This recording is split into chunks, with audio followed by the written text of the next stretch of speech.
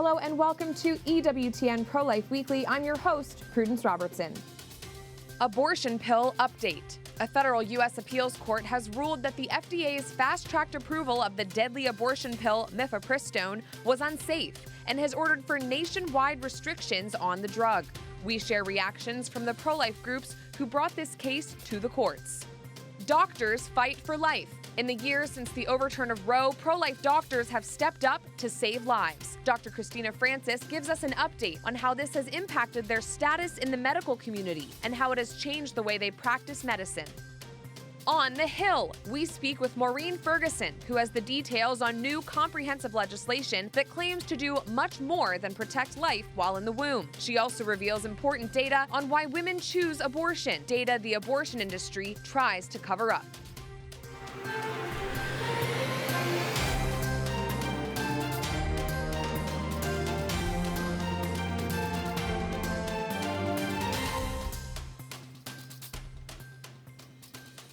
Breaking news from the Fifth Circuit Court of Appeals this week, where 3 judges ruled that the FDA should restrict access to mifepristone, one of 2 pills used in a chemical abortion. This appeal comes after a months-long back and forth in the courts. Pro-life groups filed the lawsuit last year, arguing that the FDA fast-tracked approval of the abortion pill while ignoring safety concerns. In April of this year, Judge Matthew Kaczmarek ruled in favor of pro-life groups and ordered that mifepristone not be dispensed through the mail. But at that time, the Supreme Court ordered that more deliberation was needed in order to release their own opinion and sent the case back to lower courts. Now, with this new ruling from the Fifth Circuit, the case returns to the Supreme Court's docket. In the meantime, mifepristone remains widely available through the mail and in pharmacies. Aaron Hawley, senior counsel of Alliance Defending Freedom and one of the key litigators of the case, celebrated the ruling.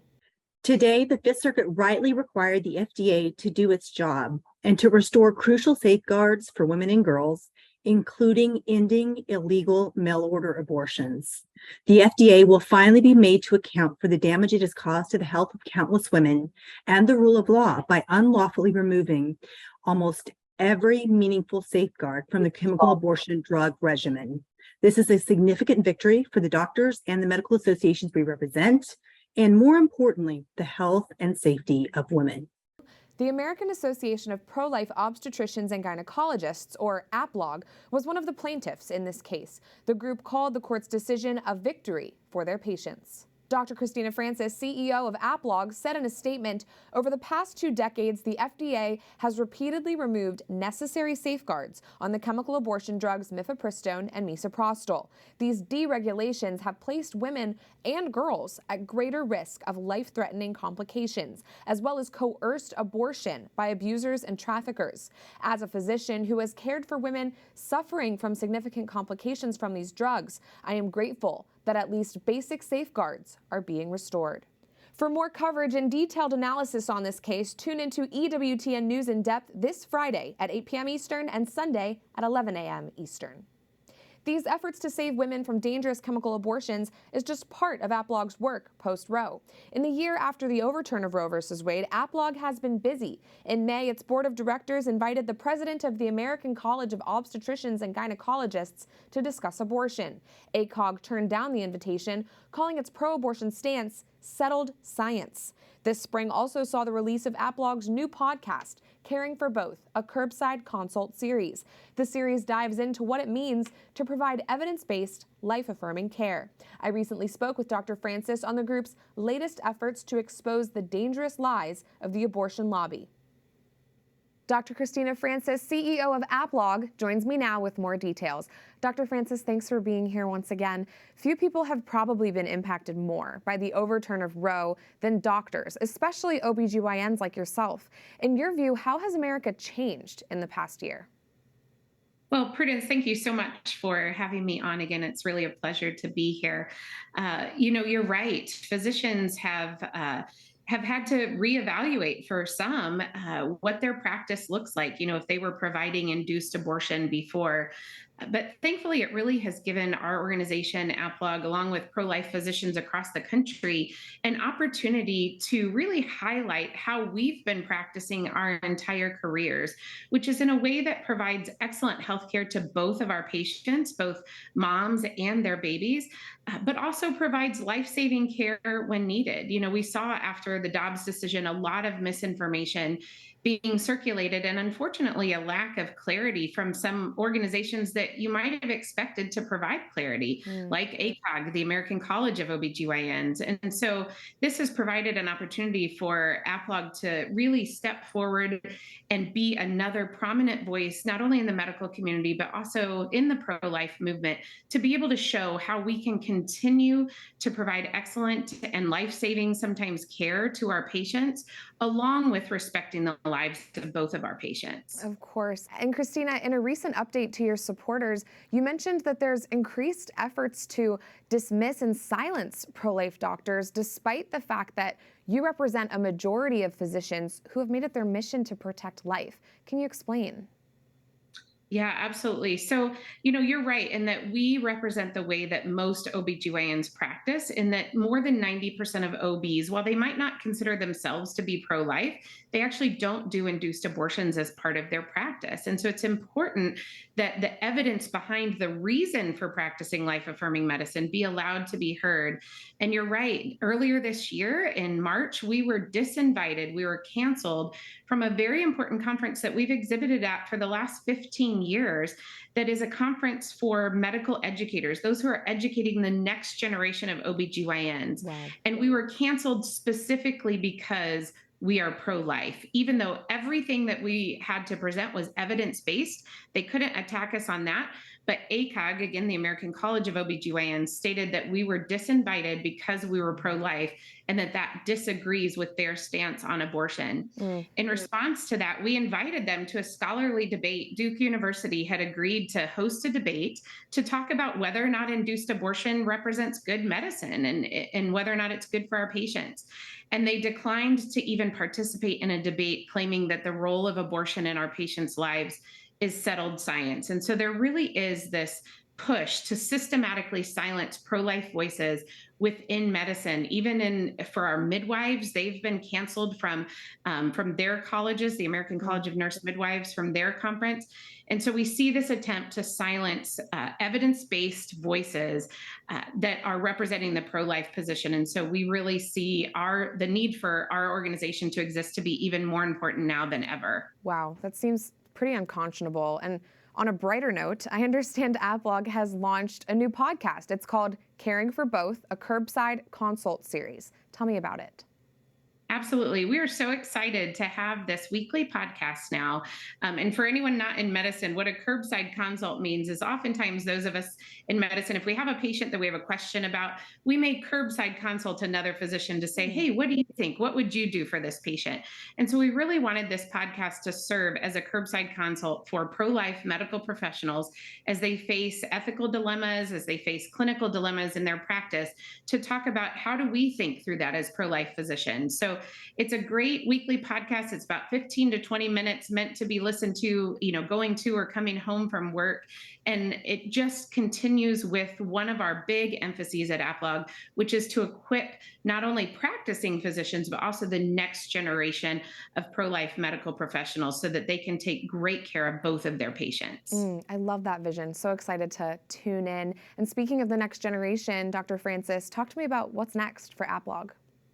Absolutely. So we are excited that we launched our registration is live now for next year's national conference. And one of the most exciting things that we do at that conference is provide full ride scholarships for medical students and residents to be able to come attend the conference, network with other students, other residents, but also network with practicing medical professionals who practice medicine from a life-affirming perspective.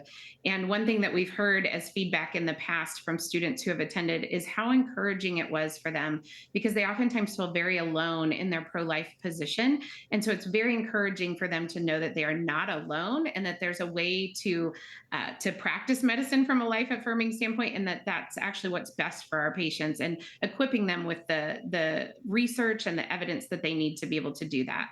Fantastic. Well, that's sure to be a wonderful conference, and we are ever grateful for the work that you do at AppLog. Dr. Christina Francis, thanks for joining us. Thanks so much for having me.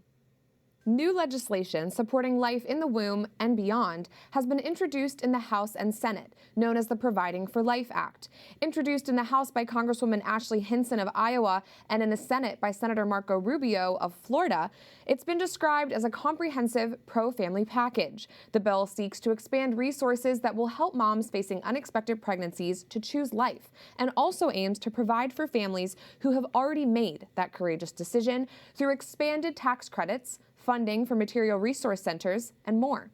Joining us now with more details is Maureen Ferguson, Senior Fellow for the Catholic Association and co-host of the nationally syndicated radio show, Conversations with Consequences. Maureen, thanks for being here. You recently wrote a piece in The Hill describing what the Providing for Life Act would do and why it's needed. Explain why you think it's legislation like this that we need to really bolster a pro-family culture. Well, I do think that legislation like this is really important, especially in the wake of the overturning of Roe versus Wade, because we've seen how democracy is a very messy process. But this is a piece of legislation that really ought to garner bipartisan support because it simply supports women who find themselves in a crisis situation while they're pregnant. And this is something that everybody should be able to agree on. And something that's given this legislation impetus is a recent study that showed why women are choosing abortion. And the key takeaway is that most women who are having abortions don't want to be having abortions. And about 60% say that they would have carried to term if only they had a little bit more emotional or financial support. This bill provides that. A full quarter of women say that they feel coerced into abortion. Wow. So, how on earth is that at all pro-choice, that a quarter of women receiving abortions are feeling coerced? So this is the type of legislation that can help to build a culture of life block by block. And I think it's just the type of legislation that the pro-life movement should prioritize, because the pro-life movement has always prioritized helping women. And we know that there's a vast network of help out there for mothers and children. So this bill kind of just connects the help to the women who need it. Yeah, it's really astounding, this point that you make, that people who are pro-choice claim that abortion is the answer, but these women don't feel that they have a right to choose. Thank you for pointing that out. And I'm curious, do you think it's more effective and a quicker way to establish a pro-life culture to be promoting legislation like this, as opposed to just pushing for potential laws that would ban abortion outright? Because obviously the goal is to stop these atrocities.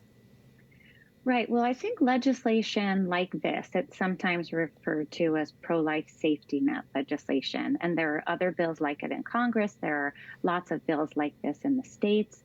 I think legislation like this, because it supports women who need it, it helps people to imagine what a culture of life looks like. And I think that's one reason we've had some trouble on the political level, which is why I think we really need to prioritize bills like this, because it helps people to imagine what a culture of life looks like. It actually provides support for women to avoid the tragedy of abortion. So it literally saves lives. It saves women and children from the tragedy of abortion. Yeah. And because it changes hearts and minds, it then enables us down the road to make more progress in terms of legislation, protective legislation. Very insightful. Maureen, what's the role of the Catholic Church when legislation like this is proposed? How can we influence those in the political sphere who have the power to enact these laws? Well, the Catholic Church was preparing for the overturning of Roe versus Wade with their program called Walking with Moms in Need, which I'm sure you've highlighted on this program. So many parishes across the country have been doing the legwork here. on the parish level, finding people to provide this support that's needed. So the Catholic Church really has been leading on this. Of course, we all need to do more.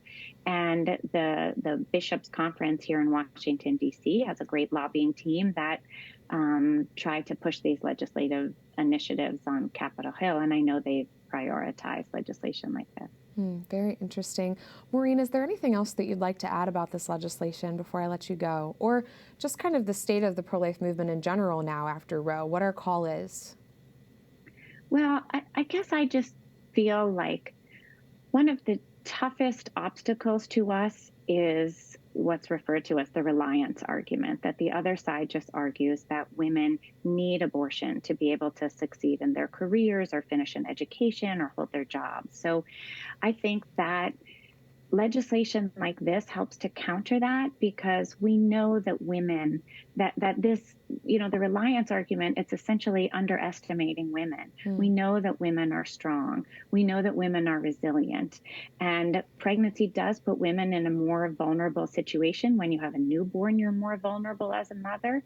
So we just need to provide that little bit of help at this key time of life to help women feel emboldened to make the choice that they want to make. This study showed that 2/3 of women who had abortions say that the abortion violated their own beliefs and their own preferences. So women are choosing abortion when they don't want to. So legislation like this just helps women to make the choice that they want to make and avoid the tragedy of abortion that they really, they don't want to be walking into an abortion clinic in the first place. Right. Maureen Ferguson, thank you for explaining the details of this legislation, and thanks for joining us today.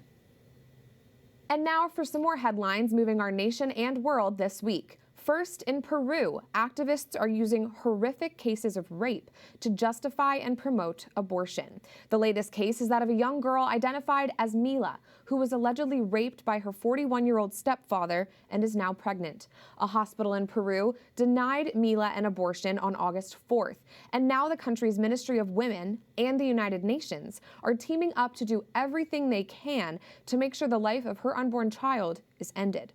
Though most abortions are classified as a crime in Peru, lawmakers added a provision to their penal code in the 1920s that allows for, quote, therapeutic abortions if the life of the mother is at risk.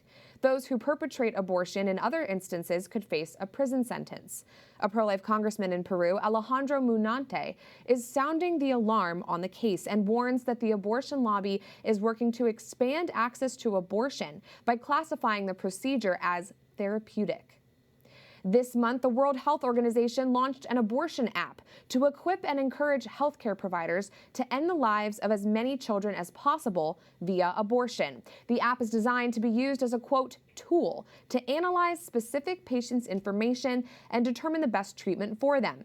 But the treatment it suggests seems to be limited to finding them the best way to get an abortion. The World Health Organization states that the app can be used to schedule abortion appointments, referrals, and follow-ups, and is meant to streamline the process for women and their doctors. And finally, an election update as we inch towards 2024. This week, Democratic presidential candidate Robert F. Kennedy Jr. told voters at the Iowa State Fair that he would support a federal law that limits abortion at 15 weeks, an about-face on the issue for him. But hours later, his campaign retracted the statement, telling us via email that he, quote, misunderstood the question and always supports a woman's right to choose. And in Ohio, it's been more than a week since the state's pro-life setback at the polls. Pro-life groups claim that outsiders misled and confused voters leading up to Election Day. Meanwhile, Democrats are filling the mainstream media airwaves to claim victory leading up to 2024, saying it's indicative of how abortion will sway important elections next year. Cincinnati Archbishop Dennis Schnurr spoke out in a letter to the faithful saying, some may insist that the Catholic Church should not be involved in politics. However, the defense of life and care for women compels our participation in this critical moral issue. Coming up, a pro-abortion Democrat in Congress says that pro-life Americans have a values issue. I speak out. And we have the details on a new book that was released on the Feast of the Assumption, aimed at sharing the truth about women's roles in society. This after the break.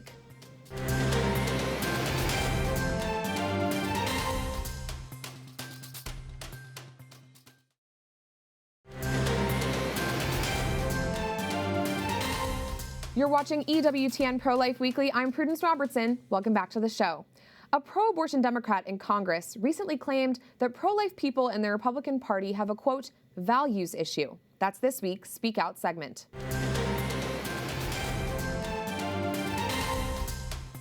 Congresswoman Tina Smith, a former Planned Parenthood executive and current Minnesota lawmaker, recently appeared on MSNBC and said that pro-life Americans have a, quote, values issue. Take a listen.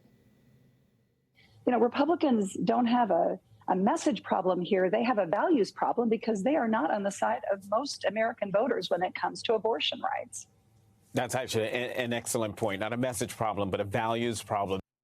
These two continued on to say that people who want to protect life are out of touch and celebrated the fact that pro-abortion activists are working to circumvent pro-life laws that have been advanced since the overturn of Roe.